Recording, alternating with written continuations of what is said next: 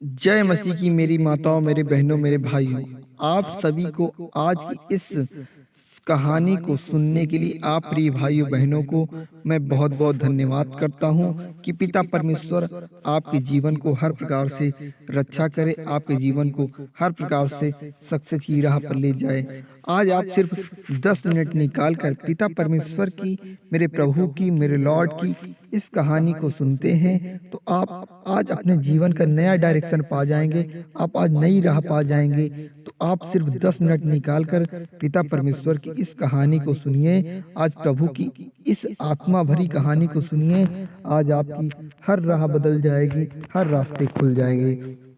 तो मेरे मसीह भाइयों, मेरी माताओं, मेरे बहनों, आप इस वीडियो को लाइक कर दें और भैया जहाँ कहीं पर भी हो, इस कहानी को शुरू करने से पहले आप आमीन जरूर लिख दें कमेंट बॉक्स में। चलिए हम अपनी कहानी को शुरू करते हैं।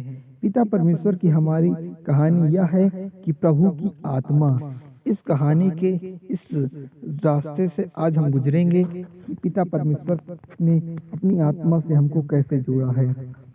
तो फिर वह नाजरत आया जहाँ वो पला बड़ा था। पिता परमेश्वर जहाँ पले बड़े थे वहाँ आए ताकि वहाँ के लोगों को यह शुभ संदेश बता सकें कि परमेश्वर क्या कर रहा है, क्या ये यहाँ विश्वास करते हैं। इसलिए पिता परमेश्वर के इस संदेशे को वह लोगों में बांटना चाहता था। इसलिए आदत के अनुसार शब्द के दिन वह यहूदी आराधनालय में गया जहां वह पढ़ने के लिए खड़ा हुआ। तो याशायाह नबी की पुस्तक उसे दे दी गई। उसने जब पुस्तक खोली तो उसे वह स्थान मिला जहां याशायाह लिखा था और लोगों को पढ़कर सुनाया। तो मेरे मसीह भाइयों, आज इस कहानी के माध्यम से मैं बताऊंगा कि पिता परमेश्वर ने अपनी आत्मा से आप लोगों का अभिषेक कैसे किया है। इस कहानी के माध्यम से मैं बताऊंगा कि आपकी जिंदगी की राह किस प्रकार आज बदलने वाली है।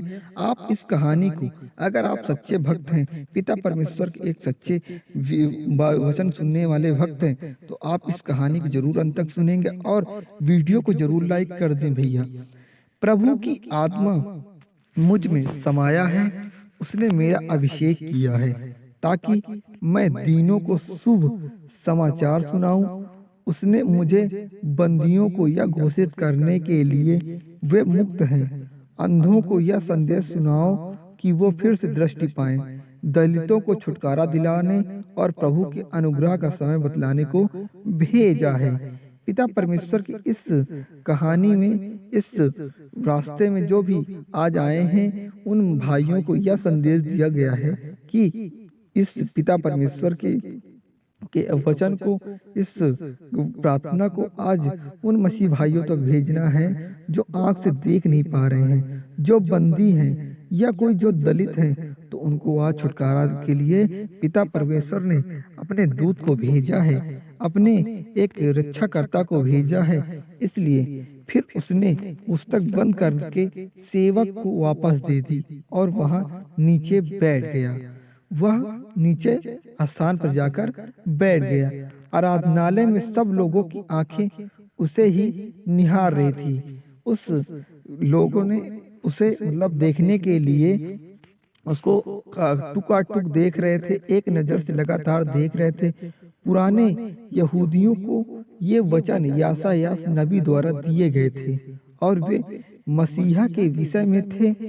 उसका अपना आने से प्रभु के पक्ष के वर्ष को लाना था। वो साल भर महीने की तरह नहीं था जैसा कि हम समझते हैं। यह समय उस इतिहास का महत्वपूर्ण समय था जब उद्धार इस दुनिया में आने वाला था।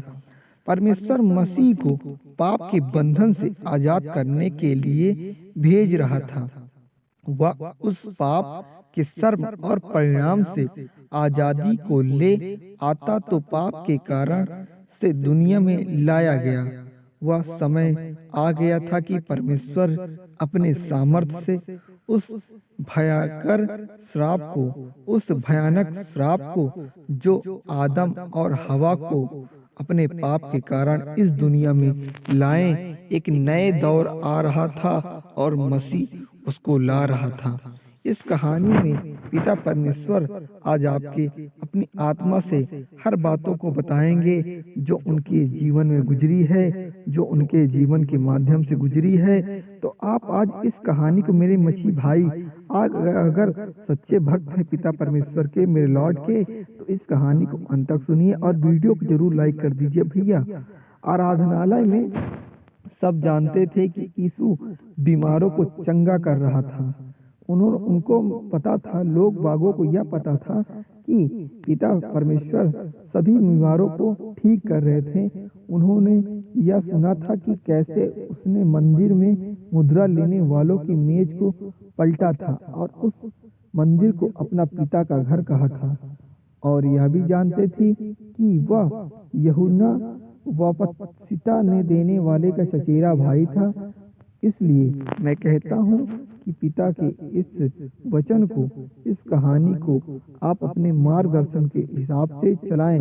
कैसे वो गिलगिल यरदान नहीं में लोगों को दे रहा था। क्या यही व्यक्ति है जिसके विषय में यशायाह नबी ने बताया था? क्या यही वही था? सब ने यीशु के विषय में बातें सुनी जो उसने की और उसके बारे में अच्छी बातें कहते थे। जो बातें वह उसने सिखाता था उस पर लोग अचंभित होते थे। वे अनुग्रह से भर गए थे। क्या यह यूसुफ का पुत्र है?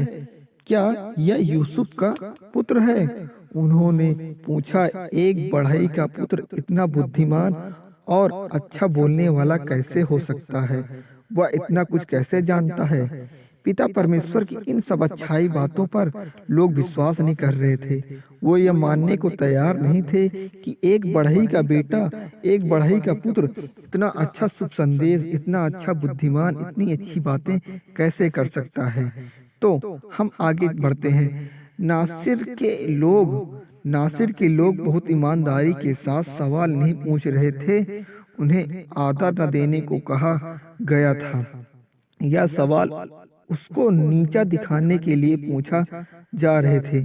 मेरे पिता से यह पूछा जा रहा था कि उनको ज्यादा से ज्यादा उन्हें नीचा दिखाएं। लोग इस बात से वाकिफ नहीं थे कि उनके अंदर सर्वशक्तिमान की आत्मा बसी है। वह इस संसार को रचेंगे, वही आगे चल के इस देश का भविष्य, इस समय का भविष्य तय करेंगे। यह बढ़ई का बेटा अपने आप को क्या समझता है इसके कि वे परमेश्वर के पुत्र की बातें सुने और विश्वास करें? वे उससे सवाल करते हैं और उस पर शक करते थे। क्या वे भूल गए कि यूसुफ दाऊद राजा के वंश का था? जरा सोचिए कि यीशु के अपने नगर के लोग समरियों से कितने भिन्न थे, इसलिए वो कितने अलग थे। यीशु से पूछिए कि वह कितने लोग से अलग थे। वो उसकी सुनते थे और उससे निवेदन करते थे कि वह उसके साथ रहें और उस पर विश्वास करते थे। परंतु यहूदी लोग जो यीशु के साथ साथ बढ़े, उनके दिल कठोर थे। यीशु ने कहा, मैं तुमसे सत्य कहता हूँ कि अपने नगर में किसी नबी की मानता नहीं होती। मैं तुमसे सत्य कहता हूँ, इज़राइल में एलीया के हाल में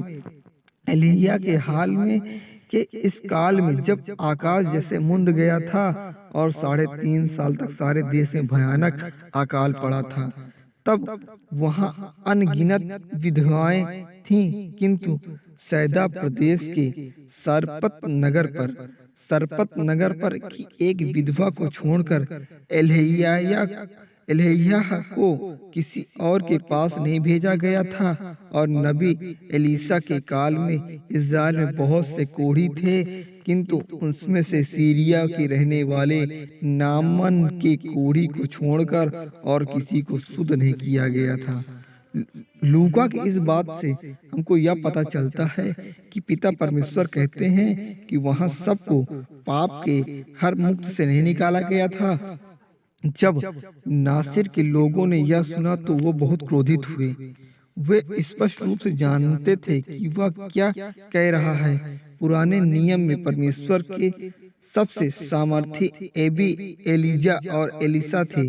परमेश्वर ने उन्हें इज़राइल उस समय भेजा जब राज्य के राजाओं को लोगों को मूर्ति पूजा में ले जा रहे थे। एलिसा और एलिजा के साथ परमेश्वर के बहुत सामर्थ्य के साथ कार्य किया, देश को यह दिखाने के लिए कि वे परमेश्वर के बहुत ही महान दूत थे।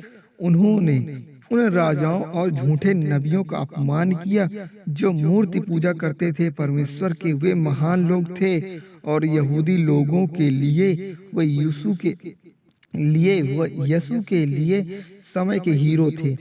यह सब विश्वास करना चाहते थे कि वे एलियोसो और एलिजा के पक्ष में थे, परंतु यीशु यह कह रहे थे कि वे एलिजा और एलिसा के पक्ष में हैं और उसे अस्वीकार करके नासिर के लोग दुष्ट मूर्ति पूजन के समान परमेश्वर को के दुश्मन थे। फिर यीशु ने कुछ ऐसा कहा, मेरे भाइयों, मेरी माताओं, पिता परमेश्वर ने कुछ ऐसा कहा जिससे कि वे अपमानित हुए। उसने उन्हें दिखाया कि एलिजा और एलिसा की कहानियों में जब यहूदी देश ने उसे अस्वीकार किया, उसे अमान्य किया, तब परमेश्वर ने उन्हें विदेशी देश में भेजा था। उन महान नबियों को जरूरत के समय पर इन विदेशियों ने मदद करी थी और नामन जैसे विदेशी थे जिनको चंगाई कराने की सामर्थ्य मिली। पुराने नियम में परमेश्वर ने दिखाया कि वे जो परमेश्वर की इच्छा करने में वफादार हैं और स्वर्ग के राज्य के हकदार होंगे। यीशु ने यह बात कही कि पिता परमेश्वर की इस बात से कि नासिर के लोग उन राजाओं के समान थे जो यहूदी इतिहास में सबसे घृणित या दुष्ट माने जाते, और यह पुराने नियम को दिखा रहा था कि मसीह का शुभ संदेश केवल यहूदियों के लिए नहीं था। यदि उसे अस्वीकार करते हैं जो अभिषेक किया हुआ है, वह अंध विश्वासियों के बीच संदेश लेकर जाएगा। इस संदेश के यीशु नगर में यहूदी लोग को प्रसन्नता नहीं किया। परमेश्वर के दिल ने उसके दिल मिलते थे, लेकिन वो जानना चाहते थे कि लोगों को जब बैठकर यीशु की बात सुन रहे थे तो वे गुस्सा से वहां चले गए। उसने कैसे हिम्मत की कि वह ऐसी बातें कहे, वह अपने को क्या समझता है। इसलिए गांव के जो लोग थे वो पिता परमेश्वर को उस समय कुछ नहीं समझते थे। वो उनकी बातों पर भड़क गए, उनकी बातों पर गुस्सा हो गए और वहां से चला गए। कल्पना कीजिए कि कैसे भीड़ यीशु के विरुद्ध हो गई और उन्होंने उस आराधनालय में घेर लिया गया था और उसे बाहर निकालने को मजबूर किया। उन्होंने उस सड़क पर घसीटकर नगर किनारे तक ले जाकर गए और गुस्से से भरकर भीड़ यीशु को उसी ऊंची पहाड़ी तक ले गए। उनके नगर के ऊपर से वे उसे मार देना चाहते थे। लोग इतना गुस्सा हो गए थे, लोग इतना परेशान हो गए थे और लोग इतना घृणा कर रहे थे कि उन्हें एक पहाड़ की ऊंचाई पर ले गए थे, जहां से उन्हें चाहते थे कि उन्हें उसे वहां पर मार दे और वहां से गिरा दे। उसके चिल्लाने और गुस्से की निर्दयता की कल्पना आप कर सकते हैं। क्या आप यीशु को उस शत्रुतापूर्ण भीड़ के बीच में उस तरह के अपमानित किया जा रहा है जैसे कि कोई सर्वनाद झूठ बोलक देख सकते हैं। इन सब गुस्से और के बीच में यीशु शांत रहा। पिता परमेश्वर इन सब गुस्साओं के जो लोग गुस्सा कर रहे थे उन बीचों में वो शांत खड़े थे। उसके जीवन आसमानी बाप परमेश्वर के हाथों में था, पिता परमेश्वर के हाथों में था।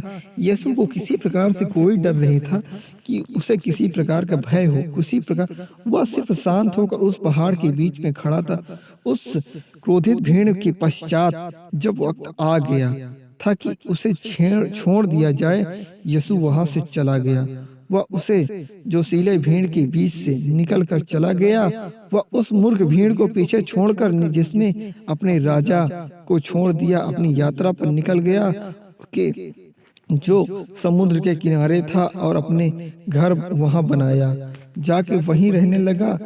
तब जब यीशु वहां गए, उन्होंने यशायाह की एक और भविष्यवाणी पूरी तरह की ऐसा लिखा कि जुबलू और नाप्ताली के नगर में, यरदन के किनारे, समुद्र के रास्ते, अंधविश्वासियों की गलील और अंधकार में रहने वाले लोगों ने एक बड़ी ज्योति को देखा, जो मौत की घाटी में रहने वाले लोगों को जीवित और लोगों की एक ज्योति चमक दी। 800 साल पहले यीशु या आया और यशायाह के यशायाह के यीशु के आने के बाद विषय में सबको बताया। क्या गलील के लोग इस अद्भुत अवसर को समझ पाएंगे जो उसके पास आया था? क्या वे आदर करेंगे? क्या उसके पास सामरियों की तरह विश्वास होगा? क्या उसके पास हृदय नासिर लोगों का सम्मान बनाने का इच्छा होगा? मत्ती में लिखा है, उस समय से यीशु ने शुभ संदेश का प्रचार शुरू कर दिया, मन फिराओ क्योंकि स्वर्ग का राजा निकट है। मत्ती, क्या आप यीशु को जो राजा है उसे राज के आने के बाद बारे में घोषणा करके सुनते जा सकते हो? ज्योति थी, परंतु परमेश्वर के राज की ज्योति इस अंधकार की दुनिया में श्राप को एक पूरे नए सिरे से तोड़ने जा रही थी। क्या यीशु का संदेश ऐसा लगता है मानो हमने अब पहले कहीं सुना, या ठीक वैसे ही जैसे बपतिस्मा देने वाले ने किया था? कहा, इस भाग में यीशु की उस सेवकाई के नए दौर से प्रवेश कर रहे हैं। उस धरती पर यहोवा के संदेश बताता है कि राज आ रहा है। उसका काम था कि वह इज़राइल के हृदय को मसीह के आने के लिए तैयार करे। अब मसीह आ चुका है और वह अपने साथ उस राज्ञा को भी लाया है। राज्य का आ चुका था। सबसे पहले गलील के लोगों ने देखे कि कैसे परमेश्वर संपूर्ण शक्ति के साथ कार्य करता है। यीशु उसका बेटा था और वह स्वर्गीय पिता की इच्छा को हर समय पूरा करता था। यह हमारे लिए बहुत खूबसूरत होंगे जब हम इस के बारे में पढ़ेंगे कि उत्तम प्रेम से टूटे हुए संसार को कैसे प्रवेश करेगा। बीमारियां ठीक होंगी, पापी पश्चाताप करेंगे और स्वतंत्र होंगे।